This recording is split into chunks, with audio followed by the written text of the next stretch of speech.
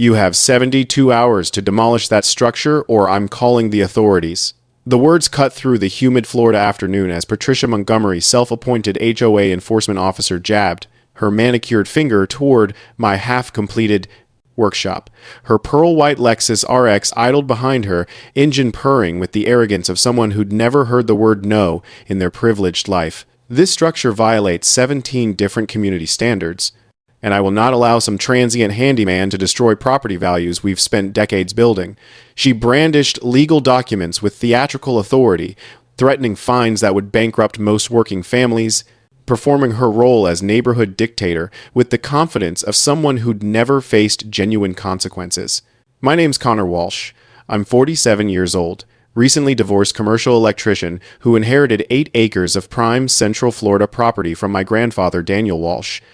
After 18 months of brutal divorce proceedings and living in a cramped Orlando apartment, this land felt like a new beginning, a place where I could rebuild my life and maybe prove to my teenage son Ethan that his father wasn't the complete disaster his mother's lawyers had painted during custody hearings. Grandfather Daniel was our family's enigma. He disappeared into rural Florida back in 1985, emerged at Thanksgiving dinners smelling like sawdust and motor oil, constantly muttering about land containing more value than most people recognized. When his estate attorney called informing me I'd inherited his entire property, I understood Grandfather Daniel had recognized something the rest of our family missed. The land was absolutely stunning. A spring-fed creek meandered through ancient oak trees draped with Spanish moss, red-tailed hawks circled overhead calling to each other, and the earthy scent of Florida scrub mixed with wild jasmine. There was an old concrete foundation where Daniel had started some construction project decades ago, plus a workshop that looked like it belonged in a heritage museum.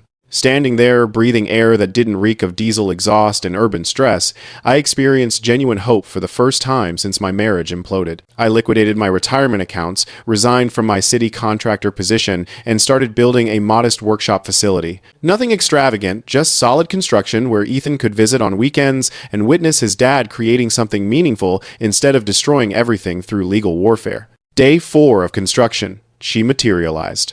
Patricia Montgomery emerged from her pearl-white Lexus RX like some corporate enforcer. Late 50s, designer business attire that probably cost more than my monthly child support, clutching an expensive leather portfolio like a weapon. Excuse me. She marched across my property like she'd purchased it herself. Are you the individual responsible for this unauthorized construction project? I set down my miter saw, noting how she pronounced individual with contempt. Connor Walsh, building a workshop on my grandfather's land. And you are? Patricia Montgomery, Cypress Grove Homeowners Association president. She flipped through documents with theatrical precision. This construction violates numerous community covenants. 0 permits filed, no architectural review submission, no environmental impact assessment. Frankly, this rustic approach threatens our established property values significantly. I surveyed pristine wilderness extending toward the horizon. What community? I don't see any residential development nearby. The Cypress Grove Homeowners Association governs all residential properties within our designated jurisdiction, she announced, producing official-looking paperwork. Your grandfather signed these governing documents when we incorporated 8 months ago. You inherited his legal obligations automatically. 8 months ago? Grandfather Daniel died 11 months ago. She handed me a cease and desist order demanding immediate construction halt plus an invoice for $3,200 in accumulated violation penalties. Remove all construction materials within 72 hours, Patricia commanded, with the authority of someone accustomed to instant obedience. Daily fines commence at $600. Increasing exponentially each week. We take our community standards extremely seriously. The threat hung in the humid air, but then she delivered her real message. Let me be direct, Mr. Walsh. Her eyes assessed my work clothes, weathered pickup truck, and calloused contractor hands with undisguised contempt. This isn't the caliber of neighborhood where people in your circumstances typically succeed. We maintain certain expectations regarding resident quality and financial stability. I'd hate for your son to experience any embarrassment from unpleasant legal proceedings. The mention of Ethan hit hard. This woman had researched my background, knew about my divorce, financial struggles, custody arrangements. Are you threatening my family? The words emerged colder than I'd intended. Patricia's smile could have frozen the Everglades. I'm offering pragmatic advice. Some battles aren't worth fighting. particularly when you're obviously outmatched financially and legally. She climbed back into her Lexus, but paused before departing. 72 hours, Mr. Walsh. Don't complicate this unnecessarily. As her taillights vanished down the county road, Grandfather Daniel's final words echoed, "Don't let anyone intimidate you off your own land." Patricia didn't wait 72 hours. She returned the following morning with legal reinforcement and the confidence of someone who'd never lost a property dispute. A dented Honda Accord pulled up behind her Lexus, disgorging the most pathetic excuse for legal counsel I'd encountered. Douglas Mercer looked like he'd acquired his law degree from an online-sourced cheap, wrinkled suit, coffee-stained briefcase, held together with duct tape and desperate optimism. "Mr. Walsh," Patricia announced with theatrical gravitas, "you're being served with official legal documentation. Cease all construction immediately and prepare for significant financial consequences." Mercer nervously shuffled papers like a card dealer with trembling hands. "Pursuant to Cypress Grove HOA governing covenants, you currently owe $18,000 in retroactive violation penalties. Furthermore, you never received mandatory HOA disclosure documents during property transfer, which potentially voids your ownership claims under Florida statute. $18,000 for building on my own inherited land?" The stench of Mercer's nervous perspiration, mixed with Patricia's suffocating perfume, created a toxic atmosphere. "I'll review these documents with my attorney," I responded calmly. Patricia's laugh could have shattered glass. "You cannot afford competent legal representation, Mr. Walsh. Save yourself the humiliation." The moment they departed, I drove directly to the county property appraiser's office. Carol, the helpful records clerk, assisted me excavating through property archives. The musty scent of old documents and fluorescent lighting created a detective movie atmosphere as I uncovered something that made my blood pressure spike. The Cypress Grove Homeowners Association was incorporated exactly 8 months ago, 3 months after Grandfather Daniel died. The HOA boundaries were drawn like a perfect bullseye around my property, encompassing only 14 houses. My 8 acres represented nearly 70% of their total land area. "That's mighty suspicious," Carol whispered over the property maps. "Looks like someone drew those jurisdictional boundaries, specifically targeting your grandfather's estate." I pulled additional records. Every HOA board member was either Patricia's relative or employed by her husband's development company. This wasn't community governance. This was organized extortion, with official letterhead. I'd read enough during my divorce proceedings to understand that deceased individuals cannot legally sign new contracts, and you cannot be retroactively bound by agreements created after you already own property outright. Time for my counterattack. I contacted Jennifer Blackwood, an aggressive real estate litigation attorney whose office smelled like expensive coffee and pure determination. "This is legally impossible," Jennifer declared, spreading documents across her glass conference table. "You cannot retroactively bind a deceased property owner to covenants created months after their death. I've prosecuted HOA fraud cases before, but this demonstrates remarkable arrogance, even by their standards." "We're filing comprehensive countersuits," Jennifer announced with predatory satisfaction. "Harassment, fraudulent claims, intentional infliction of emotional distress, plus investigating exactly how they included your property in boundaries drawn after ownership transfer was complete." But Patricia escalated with frightening speed. 3 days later, she convened an emergency community meeting without notifying me. My neighbor Michael attended and reported back over beers on my workshop porch, evening air carrying wood smoke from distant properties mixed with pine forest scents. "She's got people absolutely terrified," Michael explained, "claiming you're some dangerous drifter with a criminal background." Complete fabrications, but fear spreads faster than facts in small communities. Then came the digital warfare. Patricia created a Cypress Grove Community Safety Facebook group, posting my photograph alongside warnings about transient criminals threatening children and destroying property values. The comments section became a cesspool of manufactured outrage, but Patricia's arrogance became her fatal error. In her rush to demonstrate the HOA possessed financial resources for legal warfare, she publicly posted their complete financial records. Those numbers told a shocking story. $1,037,000 collected through special assessments over 8 months from 14 houses. That's over $74,000 per family. For what purpose? Zero community amenities, no shared facilities, no infrastructure improvements. When organizations cannot show exactly where money disappeared, it usually disappeared into someone's personal accounts. Jennifer nearly choked on her espresso when I showed her the Facebook evidence. She just publicly admitted massive financial fraud. Patricia handed us a federal prosecution case on social media. The following morning brought Patricia's nuclear option. A county building inspector's truck appeared in my driveway. The inspector, clearly uncomfortable with his assignment, handed me citations for multiple building violations that would completely shut down construction. "Sorry, buddy," he muttered, avoiding eye contact. "Orders from county administration. Someone's got serious political influence." The bitter taste of institutional corruption hung in the Florida humidity. Patricia assumed she was playing chess while I fumbled with checkers. She had zero idea I was about to detonate the entire game board, but she'd just handed me nuclear ammunition. Federal agencies don't merely investigate financial fraud, they investigate public officials who accept bribes to harass private citizens. Patricia's next assault came at 2:30 a.m. With the sound of shattering glass and the acrid stench of gasoline burning my nostrils awake, I stumbled outside to find my construction site resembling a war zone. Someone had taken a sledgehammer to my lumber inventory, scattering 2x4s across the property.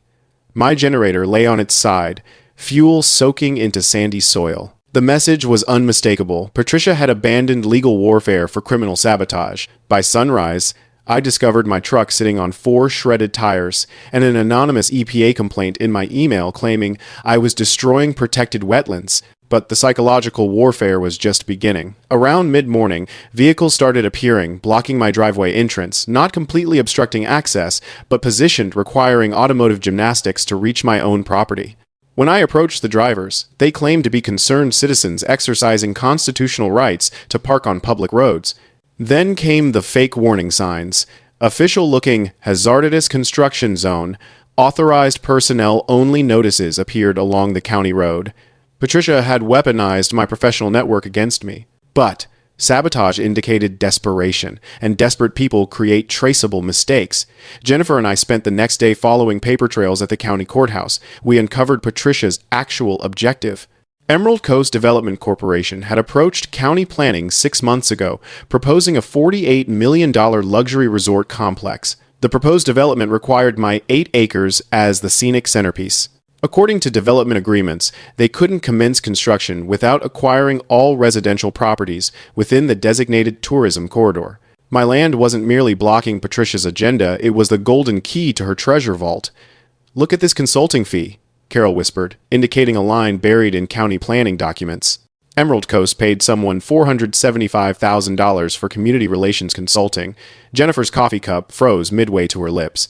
"That's not consulting, that's a bribe wearing a business card." Suddenly, Patricia's aggressive timeline made perfect sense. She wasn't merely collecting HOA assessments, she was earning a massive commission for delivering my property to developers. That night, I utilized my electrical contractor skills installing a comprehensive security system, motion sensors, night vision cameras, the complete package. If Patricia wanted to escalate toward criminal behavior, she'd perform it in high-definition color. Around 1 a.m., a pickup truck crept down my access road with headlights extinguished. The driver, wearing a hoodie that couldn't conceal his distinctive build, began pouring liquid from a gas can near my lumber storage. My cameras captured everything in perfect detail, including the moment he stared directly into the lens like a startled animal. Tommy Montgomery, Patricia's son, mid-20s kid, who'd apparently inherited his mother's talent for felony-level stupidity.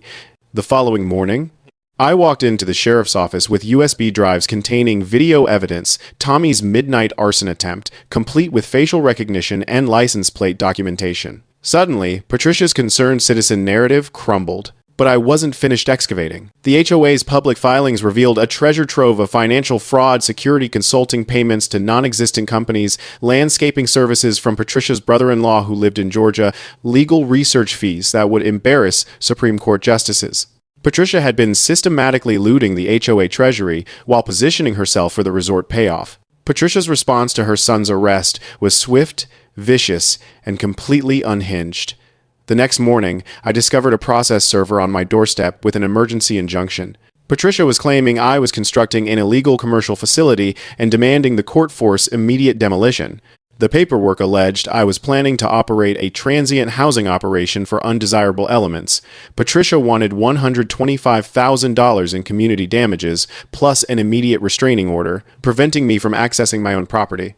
But that was merely the opening salvo. By afternoon, 4 county inspectors swarmed my property: environmental compliance, building safety, septic evaluation, electrical inspection, all writing citations for violations that didn't exist. Patricia saved her cruelest assault for last. That afternoon, my ex-wife Amanda called, voice shaking with fury. "Connor, what the hell is happening? Ethan's friends are showing him Facebook posts calling you a registered sex offender. He's locked in his room crying, asking if his father is actually dangerous." My blood went arctic. What posts? Some community safety group with your photograph and warnings about registered predators targeting children. Complete lies. But Ethan's classmates are treating him like he's contaminated.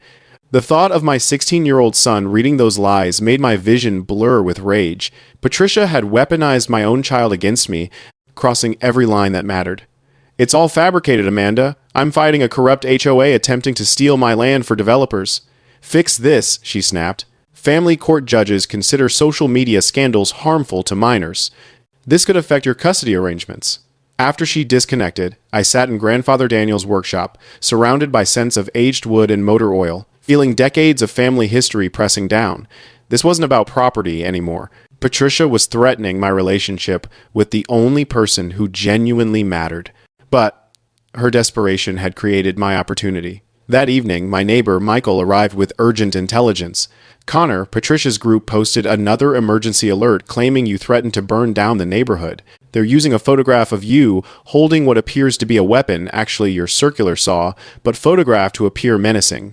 But Michael leaned closer with the critical intelligence. 4 HOA families approached me privately. Patricia's threatening their property assessments if they don't sign statements against you. They're terrified of her now, not you.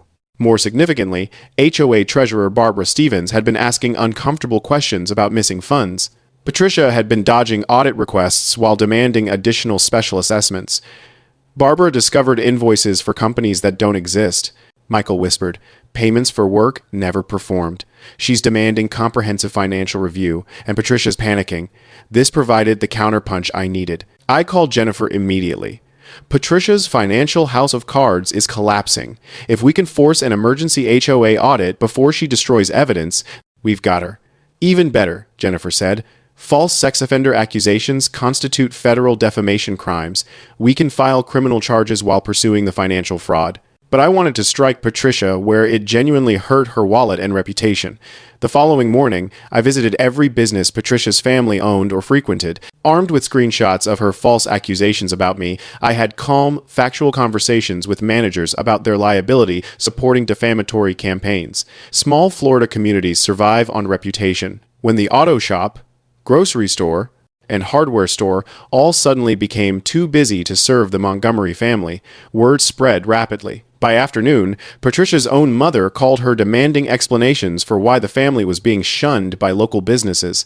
That evening, as thunderstorms gathered over the property and rain began drumming against my workshop roof, I felt the tide finally turning. The next morning, I was removing damaged floorboards in Grandfather Daniel's workshop when my pry bar struck something that definitely wasn't wood. The metallic clang echoed through the dusty space. Beneath 40 years of accumulated sawdust and oil stains, I discovered a steel document safe the size of a small suitcase, military green and secured with a combination lock. The musty smell of preserved documents hit me when I finally opened it using Grandfather Daniel's birthday. Inside were manila folders, thick as telephone directories, corporate seals, and sufficient legal documentation to choke a courtroom. But it was the incorporation certificate on top that made my hands tremble. Walsh Property Holdings, LLC, incorporated April 22, 1995. Sole proprietor, Daniel J. Walsh. My grandfather hadn't merely owned 8 acres of Florida paradise. He'd secretly formed a holding company 29 years ago and used it to quietly acquire something that would change everything. The next document explained how he'd executed the financial maneuver of the century. In 2008, the original developer who built the Cypress Grove subdivision went bankrupt during the housing market collapse. While everyone else was fleeing real estate, Grandfather Daniel stepped in and purchased all the defaulted mortgage debt for pennies on the dollar. Not the houses themselves, the actual land underneath them. Every single property in what would become Patricia's HOA empire was constructed on land that Grandfather Daniel owned through his holding company. The homeowners had been paying their mortgages faithfully for over a decade, believing they owned their land. But legally, they were tenants. and the property management company collecting their monthly payments forwarded everything to Walsh Property Holdings LLC. I was holding the deed to an entire neighborhood, 53 houses, 14 of which had formed Patricia's precious HOA, all of them sitting on land that belonged to me now. I understood now why he'd kept this secret buried. Owning people's homes without their knowledge is the kind of revelation that destroys families and fractures communities. But it also meant something else, something that made my pulse hammer. Patricia Montgomery, HOA president and queen of harassment, had been collecting assessments and threatening fines on land she didn't own. Her own house, the command center for her intimidation campaign, was sitting on property where she was 4 months behind on rent. I could legally evict her with 30 days' notice. I sat in Grandfather Daniel's workshop chair, surrounded by scents of aged leather and forgotten secrets, holding papers that gave me more power over Patricia Montgomery than she'd ever imagined possible. I could evict every HOA member who'd participated in harassing me. I could sell the entire development to Emerald Coast Development and become a millionaire overnight. I could destroy lives the same way Patricia had attempted destroying mine. But Grandfather Daniel's final words echoed in the dusty air.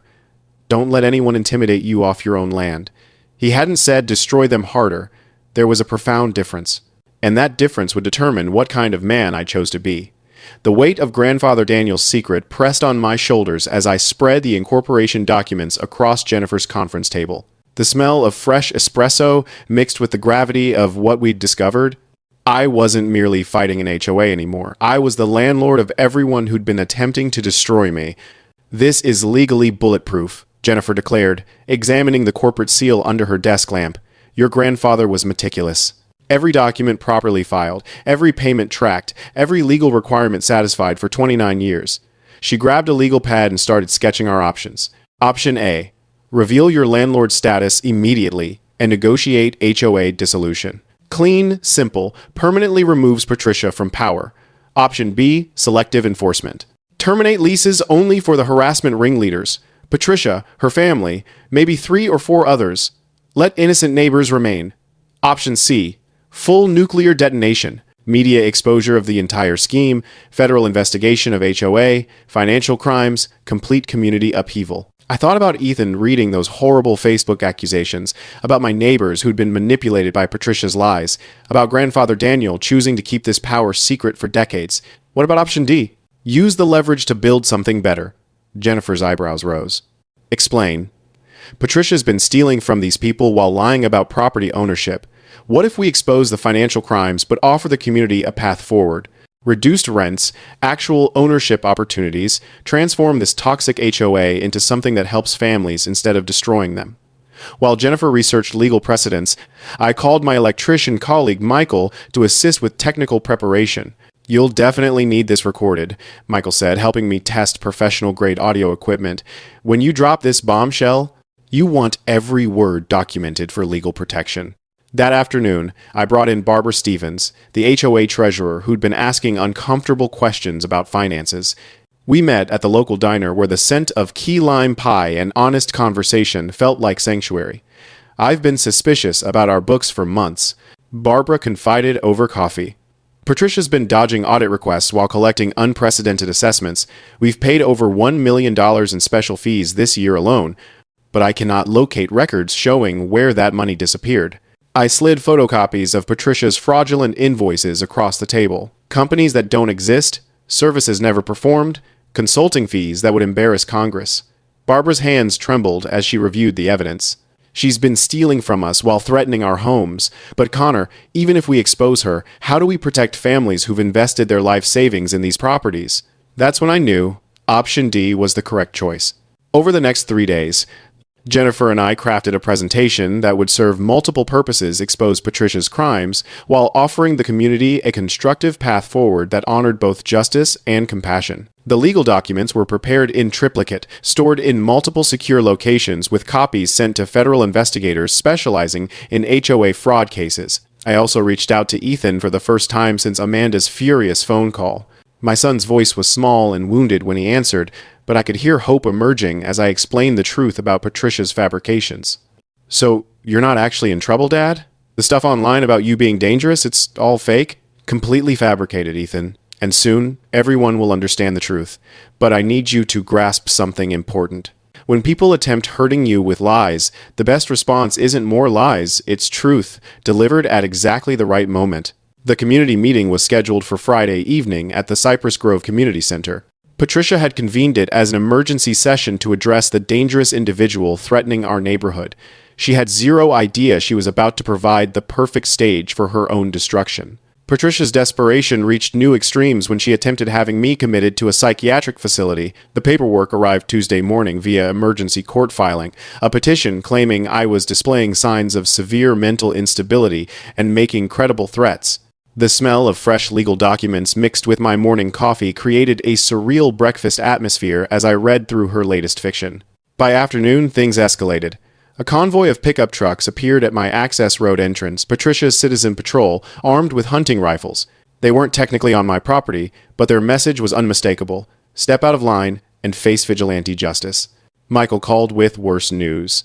Connor, Patricia's brother-in-law, is the county sheriff. He's planning to serve that psychiatric warrant this afternoon with full tactical response. Claims you're armed and dangerous. My blood went cold. But Patricia's overreach was also creating unexpected allies. That afternoon, Ethan called crying not from embarrassment, but from fury. Dad, kids at school are showing me posts claiming you're a terrorist planning to shoot up the neighborhood. This is insane. How can she just lie like this? Because desperate people commit desperate acts, Ethan. But sometimes their desperation becomes their downfall. Ethan's voice grew steely. What can I do to help? I'm not letting this woman destroy our family with lies. While Patricia was busy painting me as a dangerous lunatic, she was also frantically attempting to cover her financial tracks. Jennifer's investigator friend discovered Patricia had been making substantial cash withdrawals from HOA accounts, $153,000 in 3 weeks alone. But Patricia's nuclear option backfired spectacularly. The psychiatric petition required supporting documentation from medical professionals. Patricia had submitted a psychological evaluation from Dr. 20% Tinchinson, Richard Patterson, claiming I displayed antisocial personality disorder with violent tendencies. Problem: Dr. Patterson had been dead for 8 months. Jennifer's paralegal discovered the death certificate while verifying the evaluation's authenticity. Patricia had forged a psychological assessment using a deceased psychiatrist's stolen letterhead and signature stamp. That single desperate lie had just upgraded her legal troubles from civil fraud to federal document forgery, a felony carrying up to 12 years in prison. She's completely unraveling, Jennifer said. Patricia decided to take matters into her own hands. Thursday evening brought her final mistake. Security cameras caught her sneaking onto my property around 1:30 a.m., carrying what appeared to be accelerant and matches. Her plan was apparently to ignite a small fire, then call 911 claiming I was burning evidence. But my upgraded security system included motion-activated floodlights that transformed midnight into daylight the instant she crossed my property line. Patricia found herself standing in my driveway illuminated like an actress on stage, with 4 camera angles recording her every movement, holding a gas can and road flares. The irony was perfect. Patricia, who'd been calling me an arsonist, was literally attempting arson to frame me for arson. The Cypress Grove Community Center had never witnessed a crowd like this. 103 people packed into a space designed for maybe 70, with news cameras positioned along walls and county officials occupying the front row. Patricia stood at the podium like a general addressing troops. Her PowerPoint presentation titled, "Protecting Our Community, the Connor Walsh Threat Assessment." Patricia's presentation was masterful manipulation photographs of my workshop, screenshots of my social media, charts showing declining property values. This individual owes our community $114,000 in accumulated fines and legal fees, Patricia announced. He has repeatedly threatened violence against families, and yesterday was investigated by federal authorities for terrorist activities. The crowd murmured with fearful approval. Then Patricia made the mistake that would haunt her forever. Furthermore, she continued, clicking to a financial slide. Mr. Walsh's continued presence threatens a major economic development opportunity that could benefit every family in this room. Emerald Coast Development has offered our community partnership in a $48 million project that would create jobs and increase property values significantly. Ah, there it was. The real motivation finally revealed publicly, recorded by 4 news cameras and witnessed by county officials. Patricia had just admitted on the record that this entire harassment campaign was about clearing my land for developers. She opened the floor for victim impact statements, and 4 rehearsed neighbors delivered tearful testimonies. Then, Patricia asked if anyone else had concerns about me. I stood slowly, my leather folder tucked under one arm. I do, actually. Patricia's confident smile faltered. You're not a member of this community. You have no right speaking here. Actually, Patricia, I said, walking calmly toward the front, I think you'll discover I have every right to speak. In fact, I have more rights in this room than anyone else. The crowd's murmur shifted from supportive to confused. Patricia's face turned pale as I approached the podium. My name is Connor Walsh, I announced to the room, and I'm the sole owner of Walsh Property Holdings, LLC. I opened my folder and removed Grandfather Daniel's incorporation documents, holding them high enough for cameras to capture. Which means I'm the legal landlord of every single house in this subdivision. The silence that followed was so complete you could hear individual heartbeats. Then the room erupted into chaos. Patricia grabbed for my documents like a drowning person reaching for a life preserver. That's impossible! This is our neighborhood! We own these homes! You own the structures, Patricia, but the land underneath that belongs to me. Has for 29 years, through my grandfather's holding company. I spread the property deeds across the podium. Every monthly payment you thought was going to your mortgage company was actually rent-forwarded to Walsh Property Holdings. Every HOA assessment you've been collecting, you've been stealing money from people for managing land you don't own. Sheriff Davidson stepped forward, his expression grim with understanding. Mrs. Montgomery, you've been collecting association fees on property that belongs to Mr. Walsh? Patricia's mask finally shattered. You can't do this. I've spent years building this community. You're just some transient handyman who doesn't belong here. Actually, I said, pulling out the rent payment records, you're 4 months behind on your own rent, which means I have legal grounds to evict you with 30 days' notice. The room erupted again. Patricia lunged for the documents, screaming until Sheriff Davidson was forced to restrain her. But I'm not here for revenge, I announced over the chaos. I'm here to offer partnership. Those of you who participated in harassment campaigns have 30 days to find new housing. Everyone else, your rent just got reduced by 40%, and we're building a genuine community together. As federal agents entered the room to arrest Patricia for wire fraud and embezzlement, her final scream echoed, "You can't do this to me. I am this community." But communities aren't built on theft and lies. They're built on truth. 4 months later, I was sitting on my workshop porch watching neighborhood kids play safely when Ethan arrived for his weekend visit with a huge smile. "Dad, I got into University of Florida with a full academic scholarship," he announced, wrapping me in a bear hug. "And you know what convinced the admissions committee? My essay about how my father taught me that real strength isn't about seeking revenge, it's about building something better from corruption's ashes." Patricia Montgomery was serving 22 months in federal Baccarat General Prison, plus paying $198,000 in restitution to the families she'd defrauded. 7 of her harassment enablers had quietly relocated. The remaining 46 neighbors had embraced our community transformation with enthusiasm that surprised everyone. Mrs. Peterson had started a thriving community garden where Patricia's compliance committee used to issue citations for unapproved flower colors. The kids who'd once been taught to fear me now knocked on my door asking for help with science projects. But the most meaningful change was the Daniel Walsh Community Justice Fund, established with money recovered from Patricia's fraudulent schemes. The fund now provided free legal aid for families fighting corrupt homeowners associations across 4 states and had already helped expose similar financial crimes in 23 communities. "We received another call yesterday," Jennifer reported, checking her phone. "Family in Georgia facing the exact same playbook, city council attempting to condemn their family farm using the same bogus community benefit arguments Patricia used for her resort deal."